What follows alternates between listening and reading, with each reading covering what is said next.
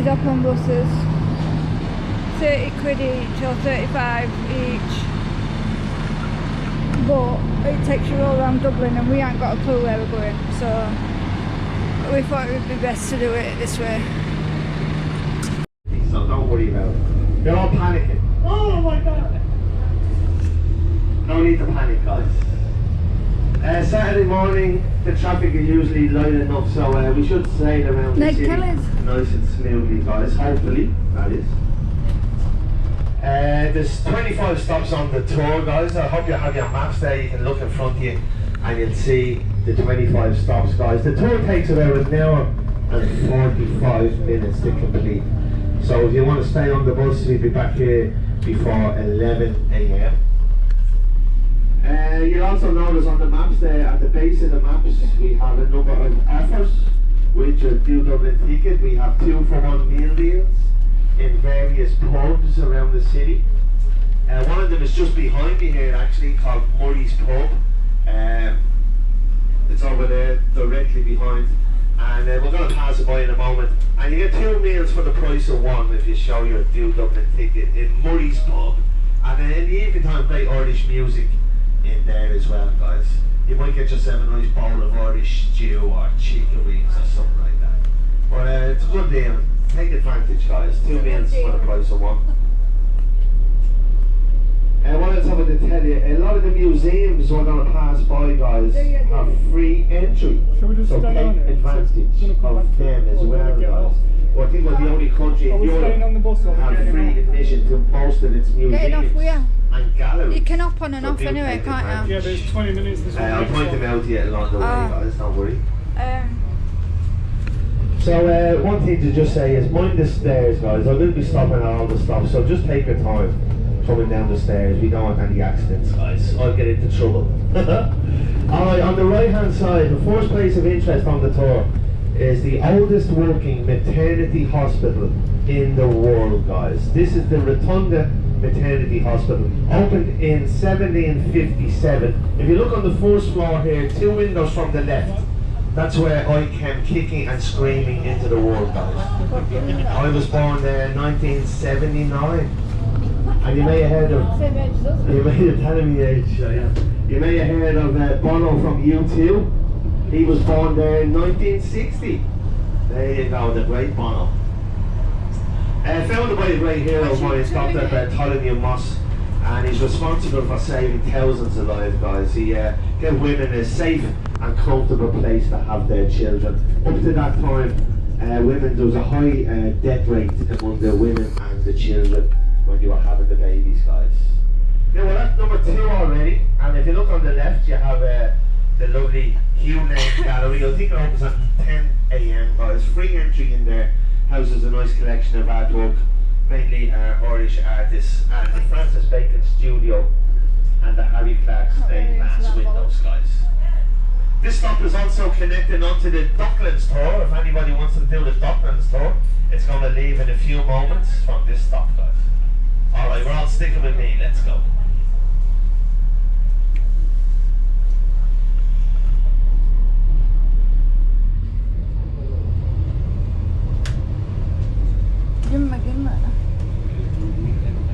Now, in on the right hand side here again, guys, is the Garden of Remembrance. Now, this garden was opened to commemorate the 50th anniversary of the 1916 rebellion. I'm going to tell you more about that in a few moments.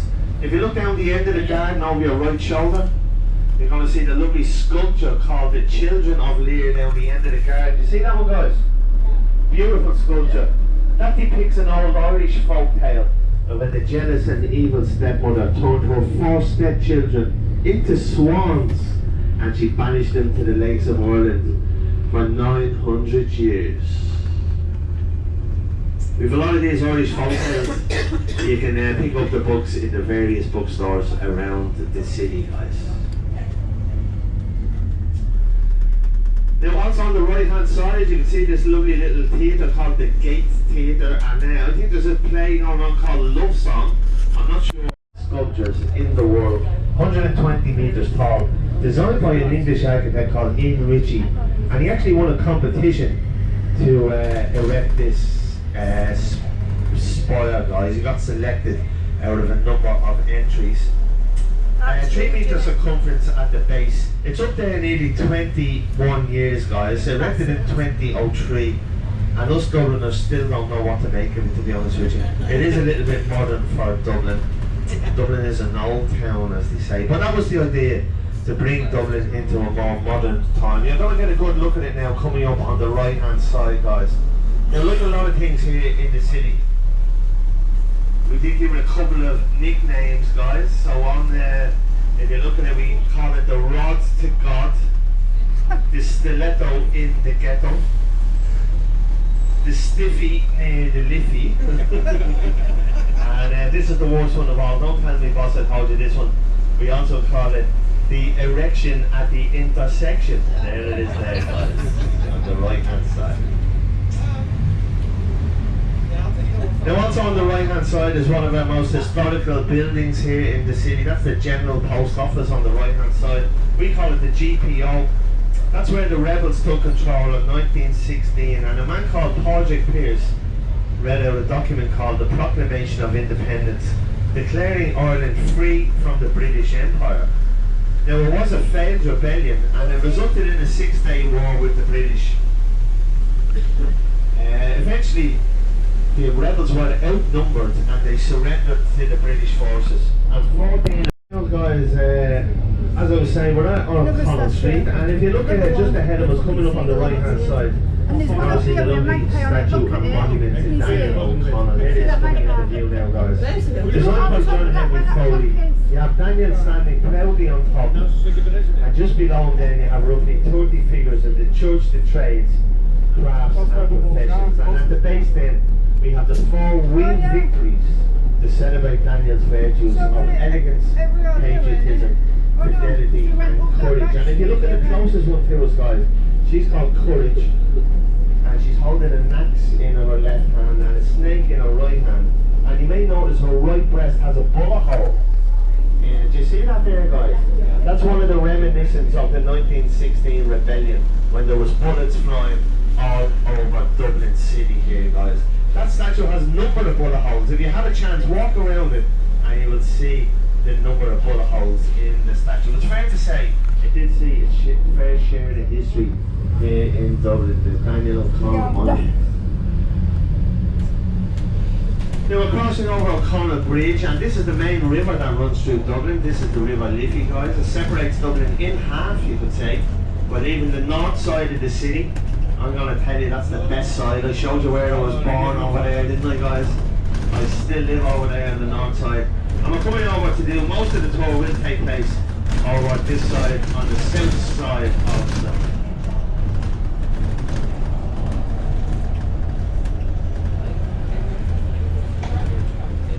Now directly ahead of us, coming up on the left hand side, guys, we have the oldest and most famous university in Ireland, Trinity College, Dublin. Founded in 1592 by Queen Elizabeth I.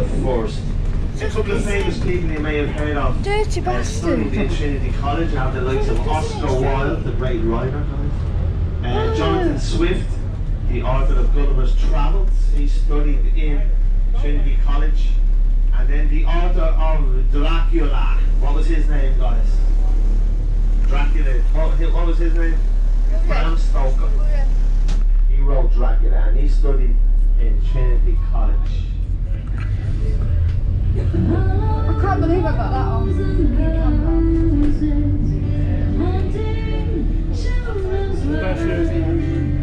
She's starting this video, welcome to Dublin, but also of Trinity College.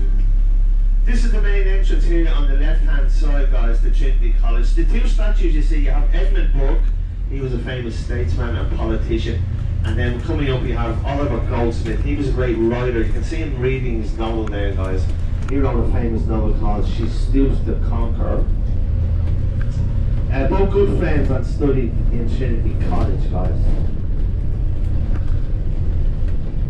Now the main shopping street in Trinity is directly ahead of me here, guys.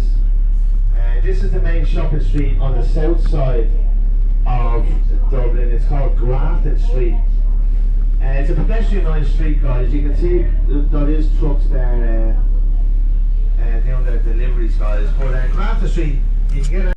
This is the former Royal College of Science, and as you can see at the base of the pillars, it has Department of the Taoiseach, and the Taoiseach is an Irish word that simply means the chief or the boss. And our Prime Minister's name is Micheál Martin. He's the second time in the role as the Taoiseach of Ireland, guys. Oh yeah, because Beautiful Scotland's got building. the wrong Prime Minister. Now also on the left hand side you can see the butler coming into view with the top hat and tails here, guys. It was housed in 4 of our lovely Georgian buildings, guys. It doesn't look much from the outside, but believe me, the interior is stunning, guys. It costs you up to €700 a night to stay in the Marion Hotel. A couple of famous people have stayed there over the last few years. The likes of Beyonce and Jay-Z stayed there. Who else have we got? Lady Gaga was there just after Christmas there. She was filming in Ireland. When the boss is in town, Bruce Springsteen, he chooses to stay in the Marion Hotel, guys.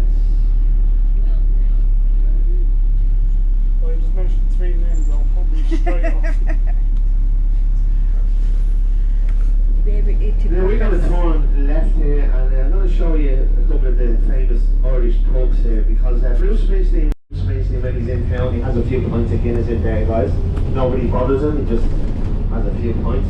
Also, James Croner's on the right hand side. That's one of our famous Dublin pubs here on Bagot Street as well, guys.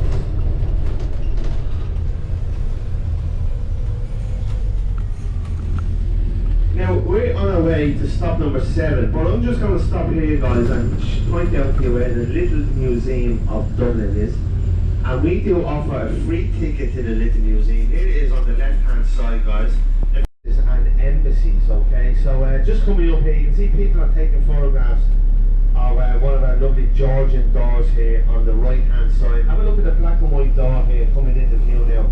This is actually the Embassy of Peru on the right-hand side, guys.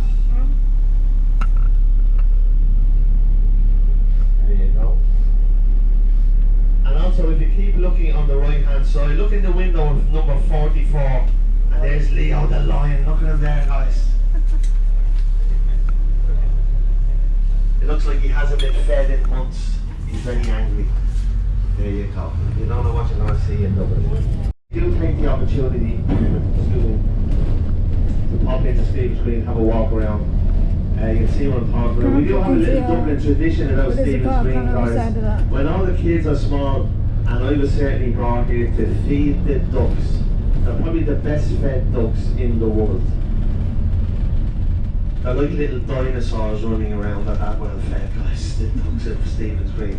On the weekends, you can see the people setting up their artwork here, and everything is for sale there, guys. Some amazing artists. If you do have a chance to walk around St. Stephen's Green, guys. On the right hand side, this is probably our most beautiful hotel in Dublin. This is the Shelbourne Hotel. 5-star hotel, guys. That's the main entrance there on the right hand side. Celebrated its 200th anniversary last year, opened in 1824. And a couple of famous people have stayed there over the years, the likes of Bill Clinton, Michelle Obama. Not together, by the way, that was at different times. Lady Grace of Monaco, guys. Laurel and Hardy, Charlie Chaplin back in the day, Clint Eastwood, they all stayed in the fabulous 5-star Shelbourne Hotel, guys. Now, we're at number 7. We're all going to heaven at stop number 7. That's your friends in there. It is quite a unique little pub, I'd say, in Dublin. Certainly it's the Dawson now. On the right hand side then, one of our impressive buildings in this area of Dublin. This is the Mansion House, built by Joshua Dawson in the early 18th century, guys. That's now home to the Lord Mayor of Dublin. Emma Lane is her name, guys. She only serves about 1 year as a Lord Mayor. This doesn't really have much of an effect, I have to be honest, on Dublin. You usually see her drinking champagne at some of the parties, that's about it. I might go for that job myself next year. Good turn here. Now on the left hand side, if anybody wants to bring me on a bit of a date later, I'm going to choose the Ivy restaurant, okay? I'm not a cheap date by any means. Some of you may have heard of the Ivy. The most famous one is over in London, visited by all the celebrities and the like. That's somewhere where you're not going to want to go. Freemasons. I don't know if you've any Freemasons on the bus. Are you a Freemason, sir? Fucking not, no. No. I don't think you'd probably tell me even if you were. They're all very bastards. secretive. There's two words I use about that building. Mysterious and unique. There's all trapdoors and everything in there. Yeah, Very not surprised. You can do a private tour during the week, but you may never be seen again. James Hogan, he used Leinster House as the inspiration, guys. It is a little bit similar, if you do look at both of them together, guys. Also on the right hand side we have the National Library of Ireland. You can trace your genealogy from the library, guys. See if there's any Irish blood in you, guys. You never know. Also on the right, no longer a working hotel, but that's where James Joyce, the great author of Ulysses, made sure it should say 16th of October 1854. That's where he was born, the great Oscar Wilde. Wow. A couple more of Molly Malone. Probably the most photographed statue in Dublin. Can't see it. Molly. Molly Have a look Malone's down up there. there. So she's coming into view on the left, up the hill. You see her? No? Just about. You can't really make her out. But we do have a lovely song to Molly Malone. Does anyone know the Molly Malone song, guys? I used to. Will we join in and we sing it? It goes like this, guys. In Dublin's fair city.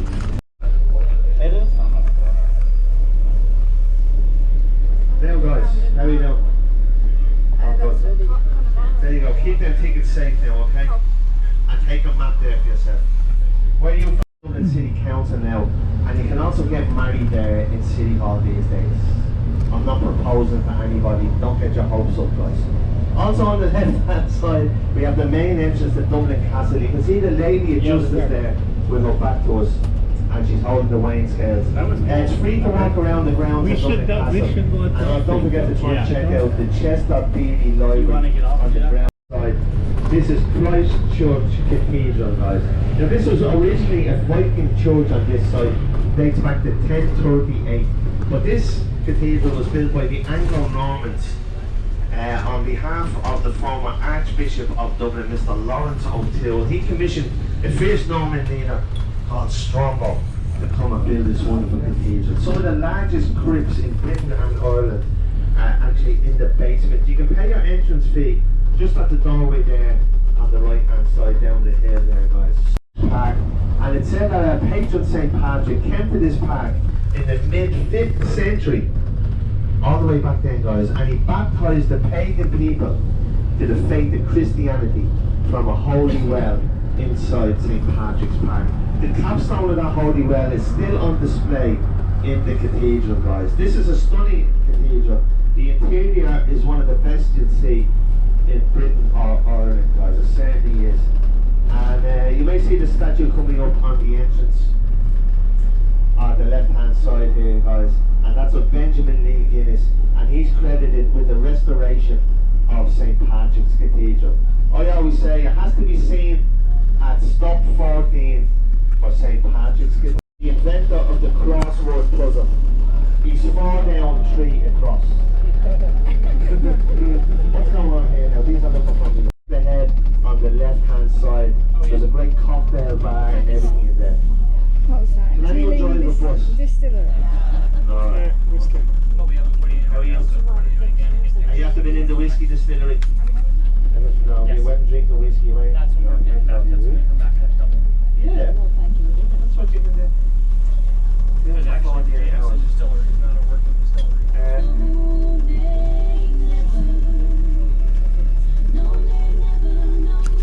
The Guinness tour. Now the Guinness tour, it's self-guided, so you do it at your own pace, guys. You don't rush it along at all. You can spend as long as you want in Guinnesses. I think the average time is about 2.5 hours to investigate Guinness. I was in Guinness just after Christmas for 5 hours. I can't remember the thing about leaving. The tickets booked. You can ask at the entrance here, and I'll wait here. If you see the lady here on the left, she might tell you if there's availability, okay? So this is Dublin's answer to the Willy Wonka chocolate factory. This is the famous Guinness Storehouse. Number 16, here we are guys. Guinnesses.